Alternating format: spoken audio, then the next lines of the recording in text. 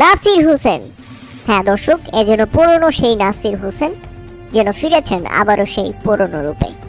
একটা সময় বাংলাদেশের সবচেয়ে বারখুঁটে ব্যাটসম্যান হিসেবে পরিচিত নাসির হোসেন মুহূর্তেই হারিয়ে গিয়েছিল বাংলাদেশ জাতীয় দল থেকে। এরপর তার লাইফে গেছে অনেক চড়াই উতরাই। তবে এবারের বিপিএলে আজকের ম্যাচে নোয়াখালী এক্সপ্রেসের বিপক্ষে ঢাকার হয়ে মাঠে নেমেছিলেন ওয়ান ডাউনে। আর ওয়ান ডাউনে খেলতে নেমেই যেন ফিরে পেলেন নিজের ব্যাটিং পজিশন এবং দেখিয়ে দিলেন তিনি উপরে ব্যাটিং করতে নামলে কি করতে পারেন। একাই জিতিয়ে দিলেন ঢাকা ক্যাপিটালসকে। সেই সাথে তুলে নিয়েছেন মাত্র 21 বলেই হাফ সেঞ্চুরি, যেটা এবারের বিপিএল এর সবচেয়ে দ্রুততম হাফ সেঞ্চুরির রেকর্ড। শেষ পর্যন্ত করেছেন 50 বলে 90 রানের চোখ ধাঁধানো এক ইনিংস। অপরাজিত থেকেই দলকে জিতিয়েছেন 7 উইকেটের বড় ব্যবধানে। তাতে নোয়াখালী এক্সপ্রেসের বিপক্ষে রীতিমতো নাসির হোসেন দেখিয়ে দিলেন তিনি এখনো ফুরিয়ে যায়নি।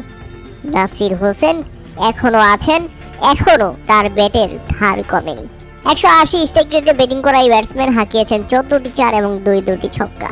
নাসির হোসেনের দীর্ঘদিন পর এমন পারফরমেন্স দেখে ভক্ত সমর্থকরা সত্যি আনন্দিত এবং তিনি যেভাবে ঢাকা ক্যাপিটালসকে জিতিয়েছে 14 ওভারের মধ্যে 134 রান করে, সেটা ছিল দেখার মতো। উল্লেখ্য যে এর আগে প্রথমে ব্যাটিং করতে নামে নির্ধারিত 20 ওভারে 6 উইকেট হারিয়ে 133 রানের বেশি করতে পারেনি নোয়াখালী এক্সপ্রেস। তাই তো নাসির হোসেনের দুর্দান্ত ব্যাটিংয়ের সুবাদে খুব সহজেই জয়ের বন্দরে পৌঁছে যায় ঢাকা ক্যাপিটালস। অভিনন্দন নাসির হোসেন। আশা করছি তার এই ধারাবাহিক পারফরমেন্স বজায় থাকবে এবং তিনি আবারও জাতীয় দলে ব্যাক করবেন।